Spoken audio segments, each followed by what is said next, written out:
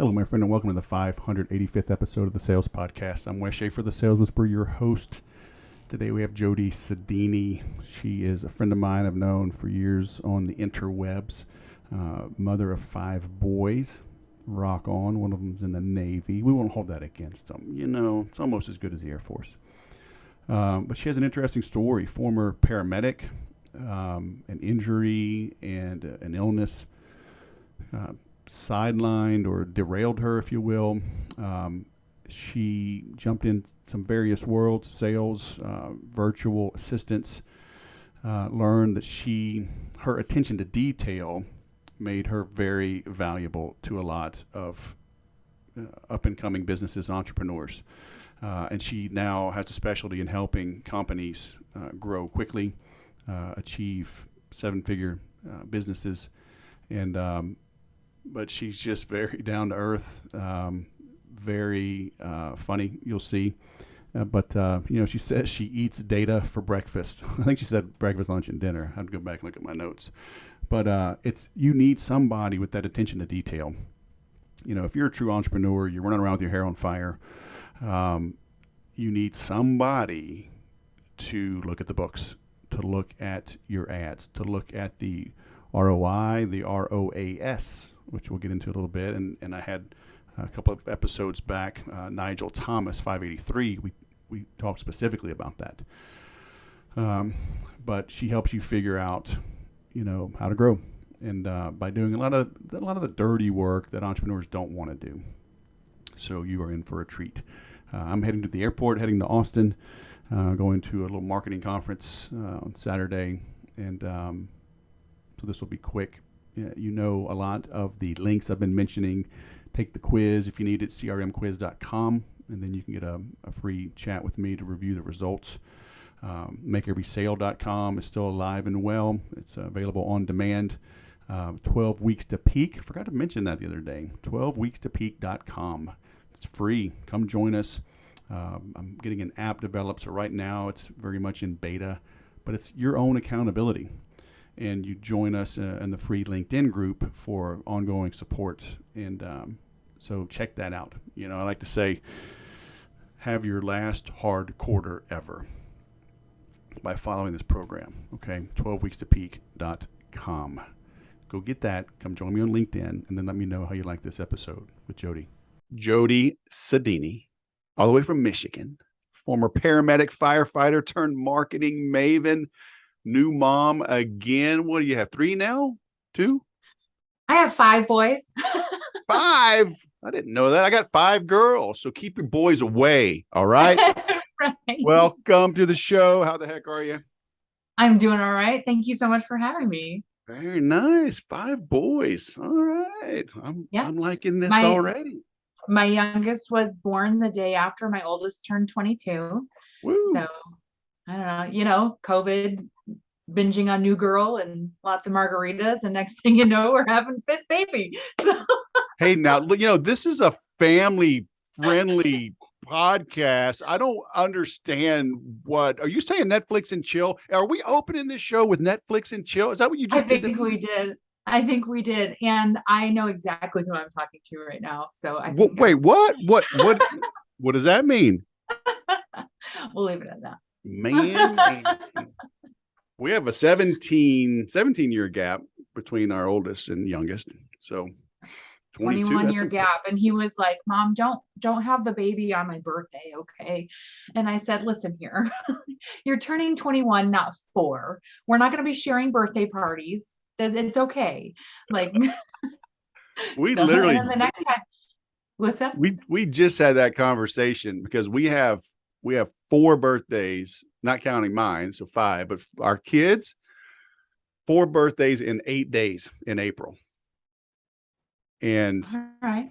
And Shannon, I kind of forgot this, but she had mentioned that she scheduled to be induced early so she wouldn't deliver the baby on Matthew's birthday. And and he's like 16 years old. Considerate. So I'm like, are we really having this conversation? Like, I must not have been paying attention back then, because it's like, who cares, man? But well, I mean, to be transparent, my due date was 13 days prior. Everett just decided to take his darn time. So that's where we crept up on. I had no idea I was going to have a baby so close to, well, I mean, it was going to be close either way, but anyways, I think we should talk about marketing or sales. Hey, kids are sales. Kids are the best salespeople ever. Yeah. Well, because they can't. I mean, they just speak what's on their mind, right? So and they won't stop asking until they get what they want. Right. Why do we forget that? Why does it get beaten out of us? When do we stop asking for what we want? Yeah, that's a really good point, because that is so many people. I mean, I even came into someone else's business and wrote some emails to her list because she had quit selling to her list, running Facebook ads and selling through the funnel there. But then once they got on the list, you've got 20, 30,000 people on your email list and you're not selling to them. Why are you paying for them then? Like, you're paying for them to be in your lead management system. Why? Let's sell something. And so we put together a book funnel. She had books and sold them out within a matter of 2 days. So they were hungry to buy. You gotta ask. You gotta ask. Can't be afraid to ask people to buy things from you.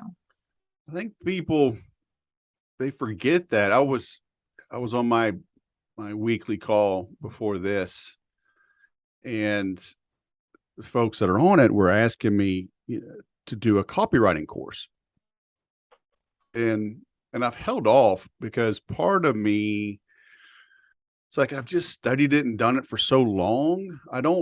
It's like asking your grandmother, like, how does she make that favorite recipe of yours, right? And it's like, well, a dish, a touch of this and a dash of that, and then I just kind of watch it, and right, like, yeah, it's not this like 37 steps, do this and make $1 million,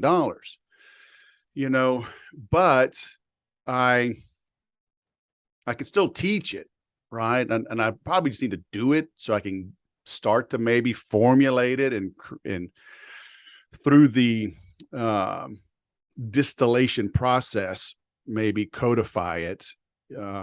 But, I need to remember this myself. Like, I'm leaving tomorrow for an event in Austin, and I've taken the same course from this guy multiple courses, multiple times over 22 years, because he changes it a little bit, but I change, right? And the market changes. So it's like, yes.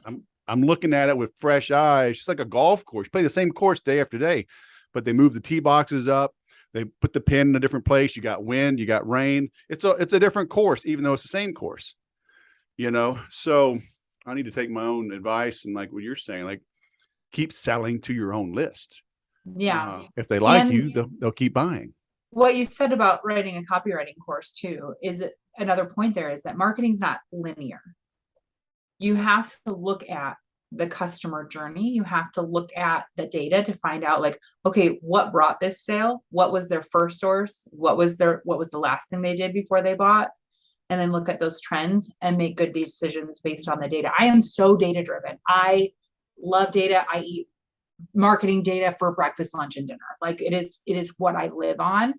And so if you are just going to write emails and not pay attention to the open and click-through rate or the earnings per click, if you're selling something, then what's the point, right? So you can make a copywriting course, but they're not going to be able to take, your swipes or your whatever. It has to be a specific formula for their specific product. The course isn't just going to be like, here, use this copy so that you can make $1 million. It's, here's how I formulate it. And then here's what you have to do to know if it's successful or not. And if it's not, here's what you do to make it successful. So I don't have time and money to test something. I need you to give me the secret to success right now. You have 30 seconds. Me right now, this is what we're doing. I'm excited. Okay. So the secret to making things work is that you have to test it. So if you don't, you didn't hear me. You didn't hear me. I don't have time to test. I don't have money to test. You're supposed to give me the secret right now. 30 seconds. No time or money to test. then that's fine. Well, Just throw something out there everybody's and impatient. They're impatient and they're cheap asses. So what do you say to right? those people? I would say that it's not a good fit for me to work with you then, because Oh, it goes back to facts over feelings. It really does. The marketing data doesn't care about how you feel. I don't care if you like that Facebook ad image. I don't care if you hate that headshot of yourself. If it converts well in a Facebook ad, I'm going to use the one where you think your face looks wonky. Like, I don't care. Or you think that your butt looks fat in that Facebook ad, or you don't like how you danced on that TikTok video, right? Get your fat butt out of the picture. So, no, I'm just kidding. So, if you, fat. right. That's a jujitsu butt right there, woman. I can't tell you how many times I've handed somebody creatives and they're like, oh man, I don't feel like that's going to work. We're going to test it with a small budget and see what the data says. And if it works, great. If it doesn't, then sure, you were right. Fine. Same with funnels, like your offers, your funnels. It doesn't matter how you feel about it. I feel like this is going to convert. We got to try it, right? You got to put the traffic through it. You got to make it convert and see, what works and what doesn't. The data is all the things. So. Yep. Amen. So how did you make the switch from being a paramedic to being a marketer?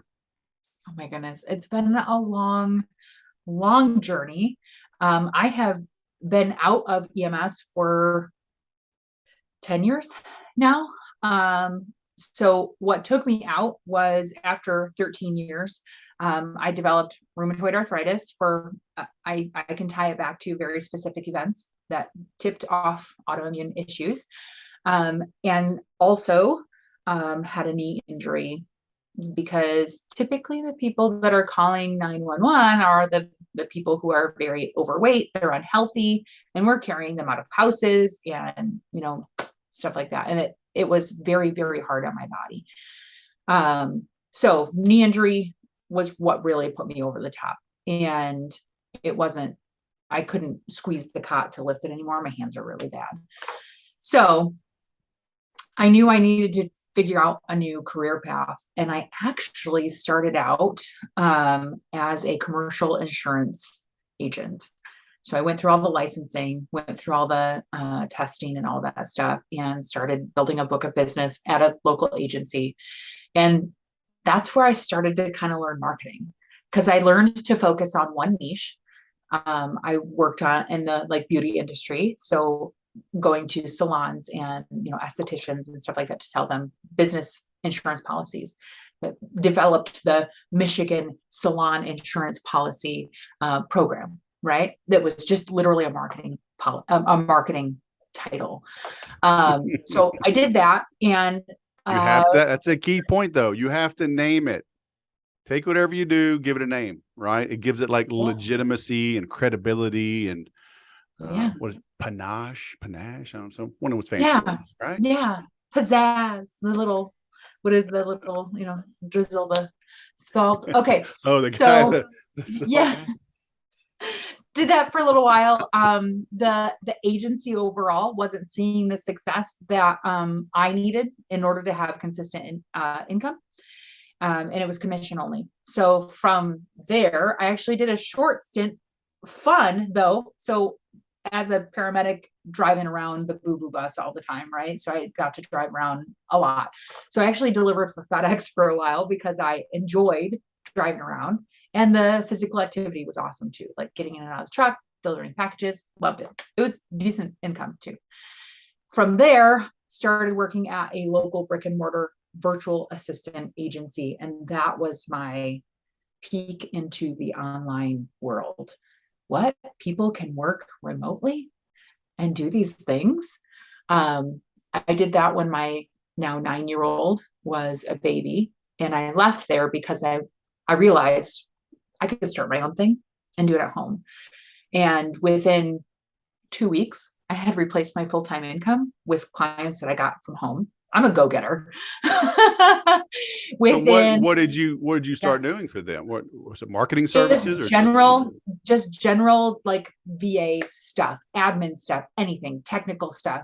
I learned how to build websites. I learned Infusionsoft, which was huge. When I was at this brick and mortar virtual assistant, I learned Infusionsoft. And so I was able to, be an Infusionsoft VA, which commands a pretty high dollar when it comes to virtual assistants.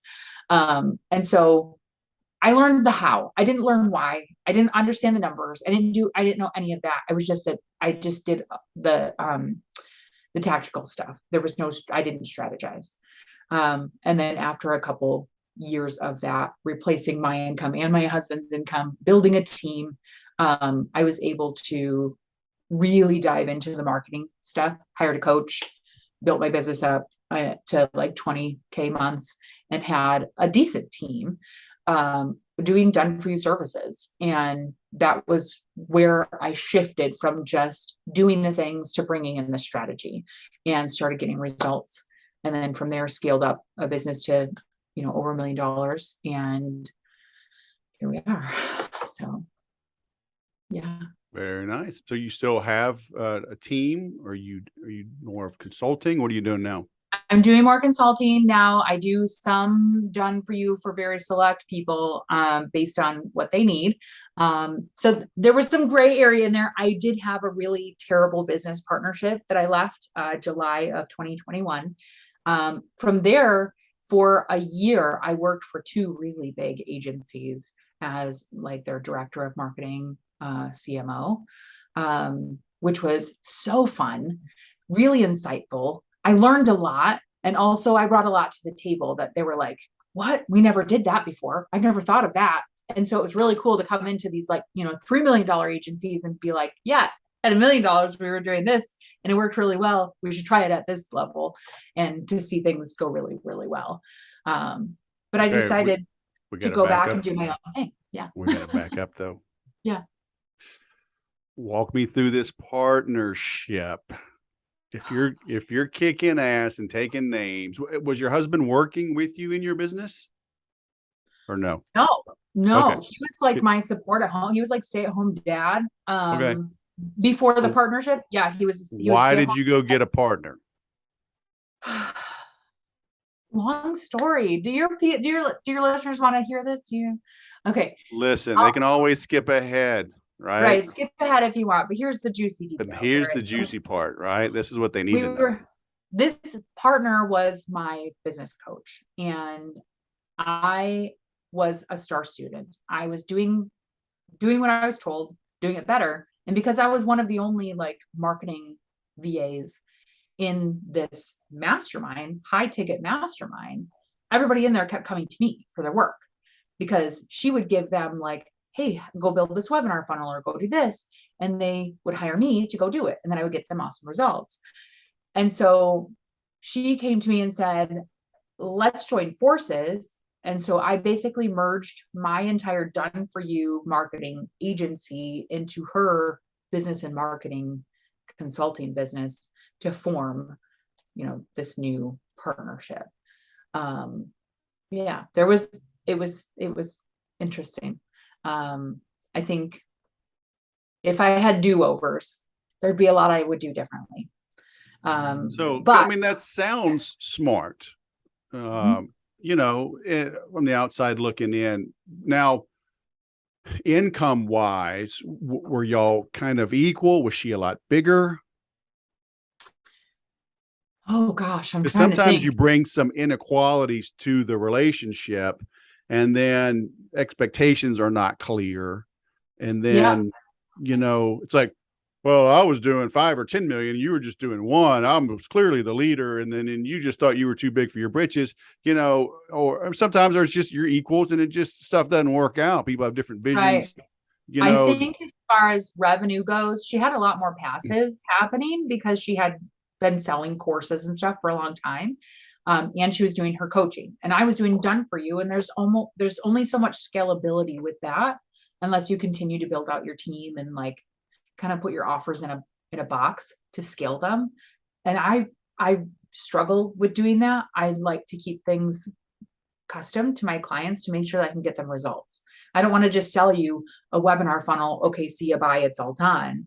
I want to make sure it's so that you can so you can finally make this work so you can finally sell out your program so you can get to 6-figure months. Like not just wham, bam, thank you, ma'am. It's here's your webinar funnel. Now let's tweak it and test it and make sure that it converts. And that was one of the things where we were not in sync.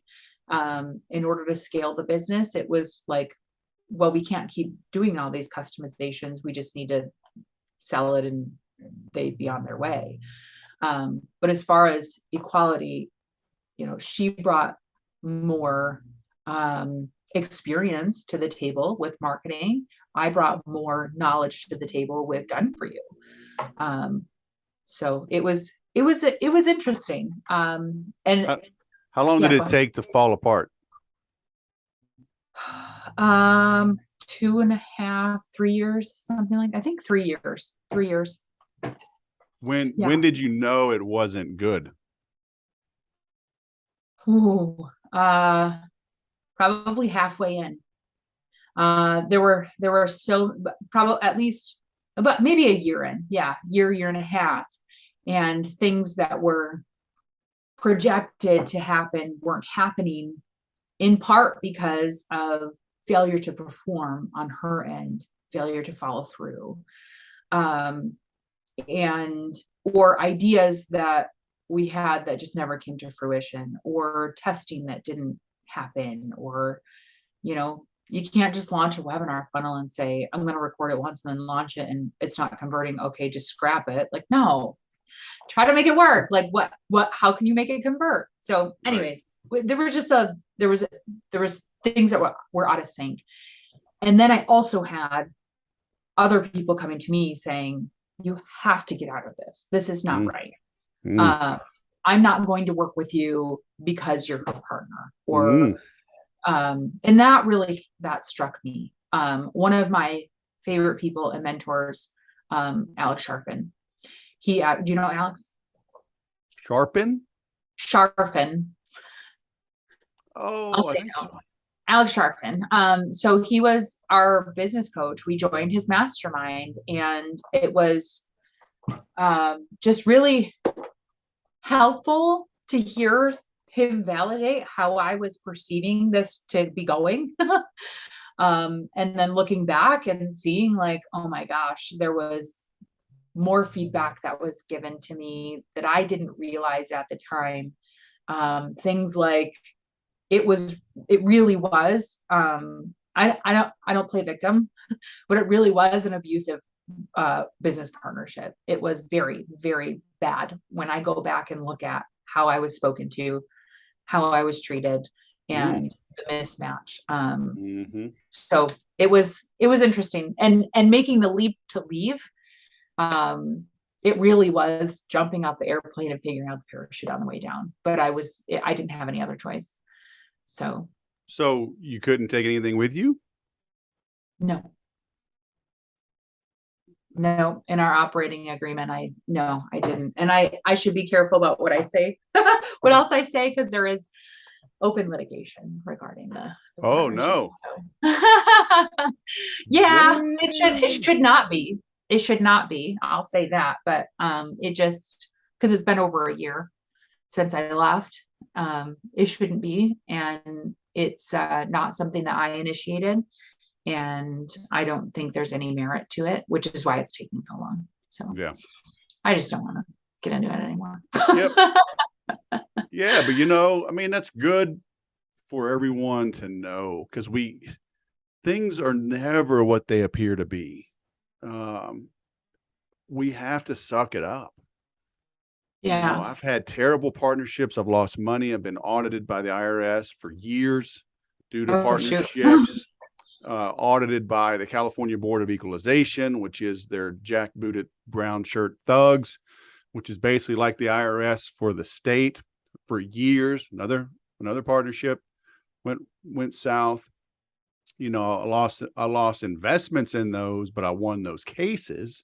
But years of frickin' turmoil, and so people need to understand it's not just straight up to the sky.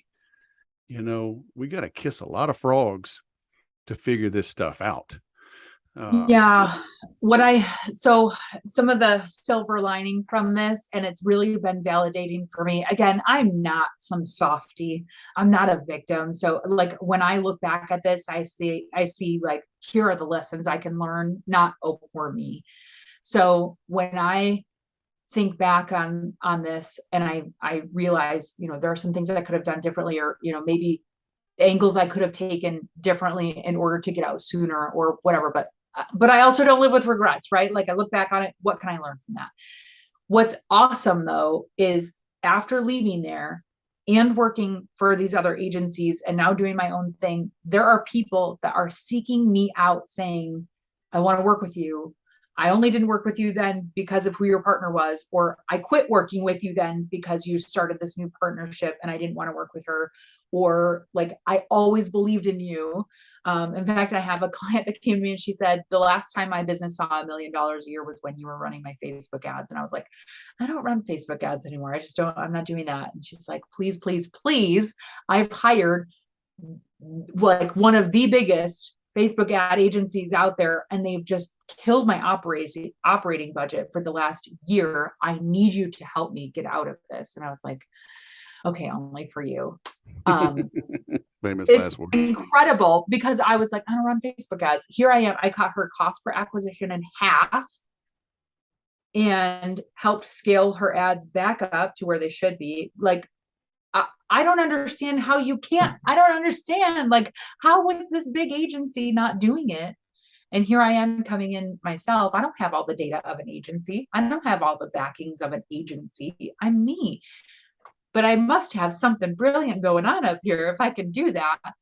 And I'm not trying to toot my own horn. It really does feel good, and it validates who I am as a person for people to have followed me from place to place saying, I'm going to go wherever you go. I'm loyal to you. I want to work with you. Mm-hmm.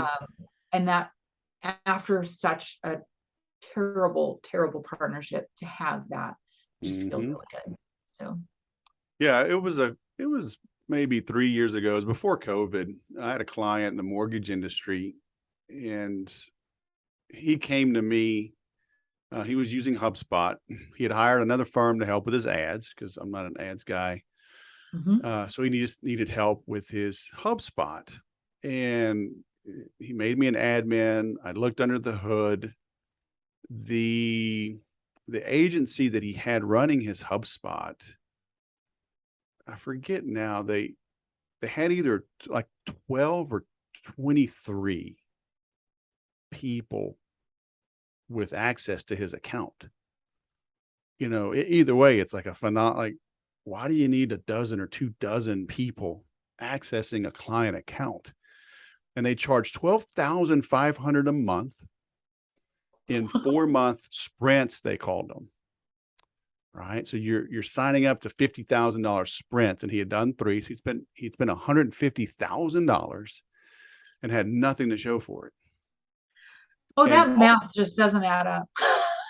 Yeah. And all he really wanted and needed was access to somebody to make sure this thing wasn't steered off the road and off over the cliff while he was working with this new agency. Right.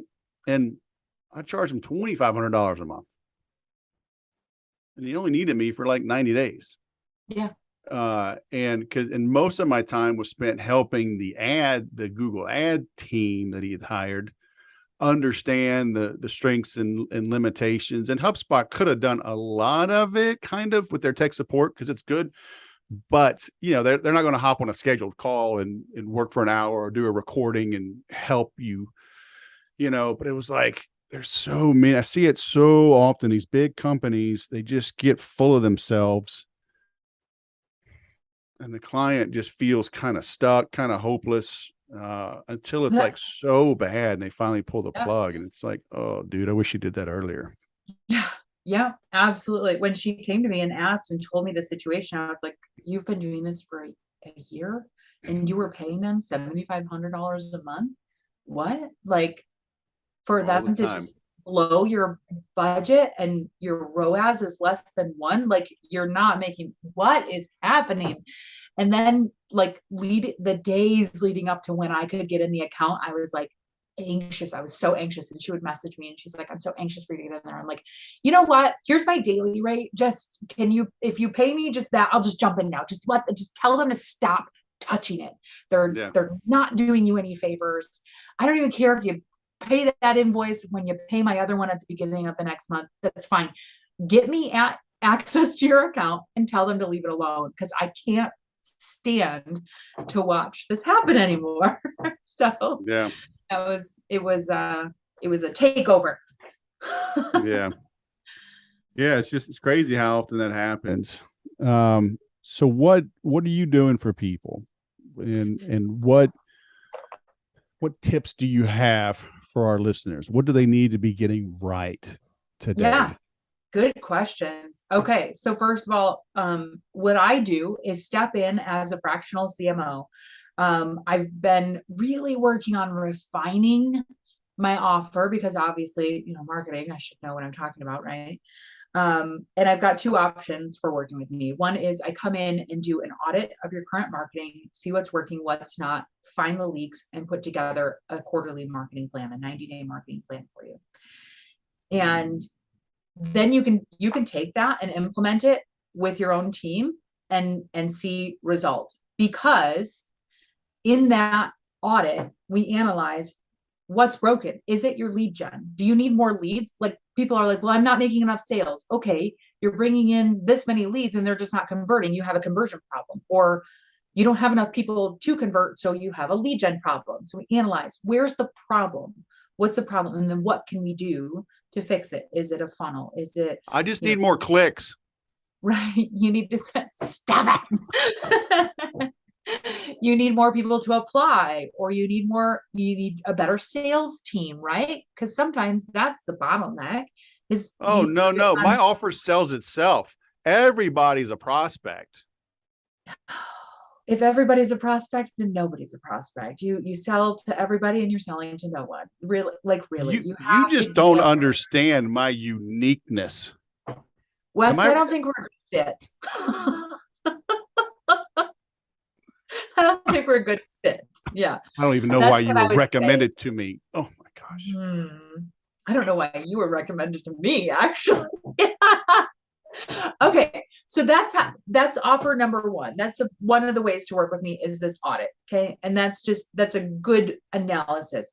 Now, that's how I start with my other package too, is we're also going to go in and do this full audit and do this full plan for the quarter to decide what projects we're going to work on. And then I oversee those projects either with your current team, or I have my own team that I can bring in if you need the Facebook ads, or we're doing copywriting, or we're building a funnel, or we're, all of my work though with Done For You includes what I call marketing ops, because that's all you're tracking, your data. And because I eat data for every meal, you have to have all the data.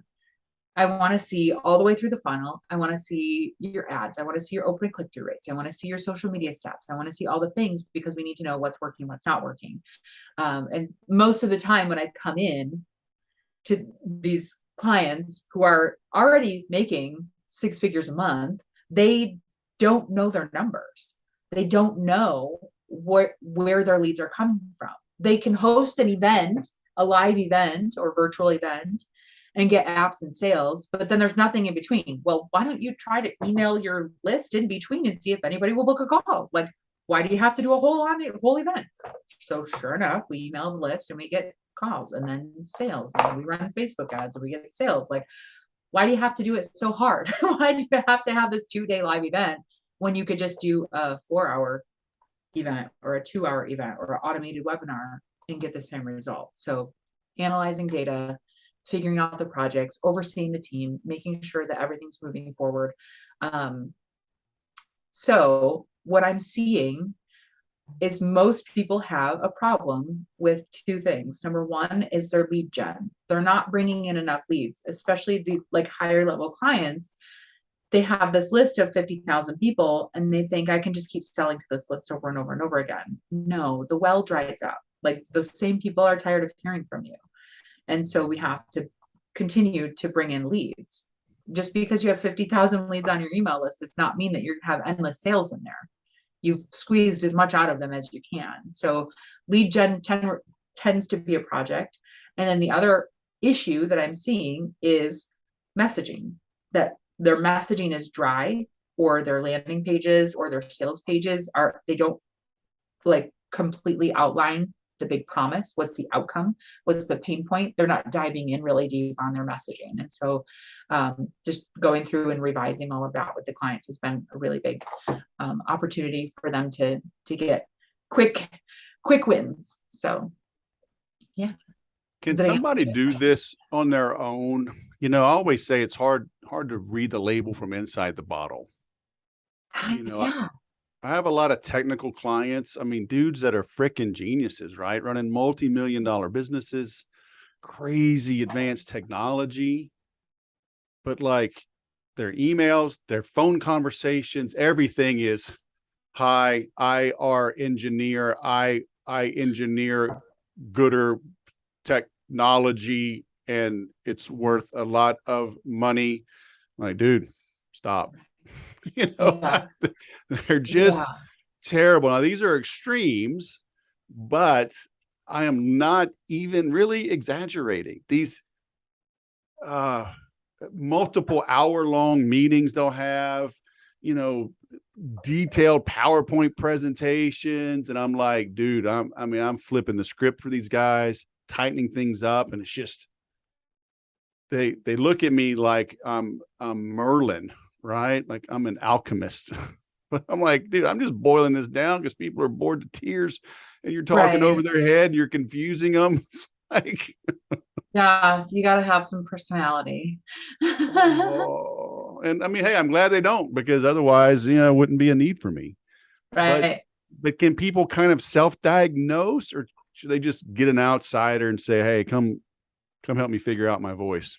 Well, I liked your analogy of you can't read the bottle or read the label from inside the bottle. See, I'll get that out right. I promise. That's true even for my own business. Wes, somebody posted on Facebook, hey, DM me your offer and I'll analyze it and tell you what I think. And I do marketing, but I still had a hard time really talking about my offer. See, even what I said today is not exactly what I wanted to say. I need to distill that down a little bit better and make it better. And so you can't, even I, a marketing expert, can't look at my own stuff and say, like, this is exactly what my ideal audience needs. It's a deep dive into understanding the psychographics and the demographic, like all of the different aspects of your ideal buyer. What do they listen to? What motivates them? What's their big pain point? What's the pain point beneath the pain point, right? Like, they want more income. So they can do what? Like, you can't just say, I want to buy and sell real estate because I want to grow my income, or I want to have a huge rental portfolio. What is the desire underneath that? Yeah. And if you're not talking on that deeper level, there's probably even more sub levels under that. So I can spend more time with my family. Why? Because I missed all my kids' baseball games.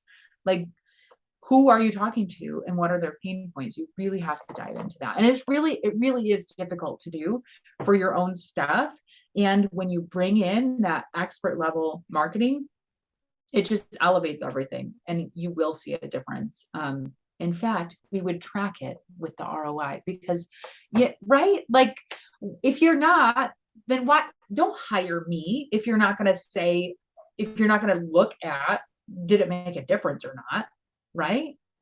Like, if you don't care if it makes a difference or not, then why would you hire someone? So, and then side note, all of my clients I do rev share with. So it's a flat fee plus a rev share each month. And that incentivizes me to do good work for you. Nice. I'm going to do everything I can to increase your revenue because I want to get paid more. More money, more money. More money. Make it rain, baby. Dollar bill, y'all. Not dollars. Like hundies. That reminds me of a joke. I'll tell you when I stop recording. Oh no. See, if my Netflix and chill comment could make it, it must really be. So you want to hear this one? Is that what you're saying? You want this to go out to your all the world? podcast. You want this to go out to all the world? Okay, so It's your podcast. Talking about dollar make it rain, right? So I'm at this strip club with my buddies, and this dancer, she's shaking her moneymaker. So my buddy pulls out a $5 bill and he licks it and smacks her right butt cheek, and it sticks. She goes to the next guy. He pulls out a $10 bill, licks it, slaps the other butt cheek. She comes over to me. My buddies are looking at me. I pull out my debit card and swipe, and I took home $15. That's terrible, huh? You asked. Hey, as long as you weren't using PayPal, they can't slap you with misinformation. How about that? Oh my goodness. I know. We can go down a deep, dark rabbit hole. Oh my goodness. But it's a crazy world. We do have to make that money because good grief, it's getting inflated away, taxed away, stolen from businesses. Yes. Thank you, Brandon. We appreciate it. But I digress. So I love it that you don't even have a website. You got the Instagram, so I'm linking to that. You've got a reputation. People are following you. How can people get in touch with you? Just go to Instagram, follow you. So on my Instagram, I set up Linktree on my Instagram, and there's a book a call button there, or you can email me from there. So in the future, when you want to book me on your podcast, you can go email me. I'll put my rep on there. No, I'm just kidding.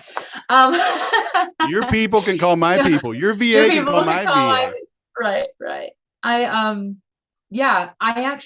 been looking at my own plan as well. And like I said before we started recording, I really have just recently understood that I can move past where things went south before. I can generate that kind of revenue on my own and build another business that's that big. And I am capable and I feel like I can have a vision and dream again. And so I'm just kind of re-entering the space of doing my own thing again. Though I have so much experience, it feels like I'm starting over. And I have an opportunity here. So my vision includes my own podcast, which if you're lucky, I'll invite you to come be a guest. Did you like that? Maybe you can be one of my first guests. How about that? So, I just keep thinking about what could I do? How big do I want to grow this? Because I can't get much bigger than I am right now without more team, more, everything. And, probably, my own paid ads and funnels and stuff like that, because I'm not going to have people just referred to me all the time. I'm not going to be able to just reach out to my current network all the time to grow this, to sustain it. So, really thinking about my own marketing and what I need to do. So currently LinkedIn, click on the link tree. You can book a call if you want to chat, and we'll take a look at your marketing stuffs and see how I can help. You eat data with every meal. I love it. Yeah. Breakfast, lunch, and dinner. I eat data. Yeah. And it's Jody with an I. Jody with an I. Sedini. Yes. Thank you so much for having me, Wes. It actually has an O in it, but it's, the true Italians, right? You taught me say Sedini. You got to move the wrist. Like the forearm has to be still, but it's just the wrist that moves. Huh? I don't know. I learned that in pageants. I've never seen my husband or my father-in-law do that. I learned that in pageants. I would have to, you wave from the elbow. Just kind of. Yes. Yeah. It's a specific move. So. All right. Well, Michigan marketing maven. That can be your new name. Okay. Triple M. Yeah. Thanks for coming on the show. Good to see you. Yeah. I appreciate it. I appreciate you having me on. Have a good one. Thanks. You too.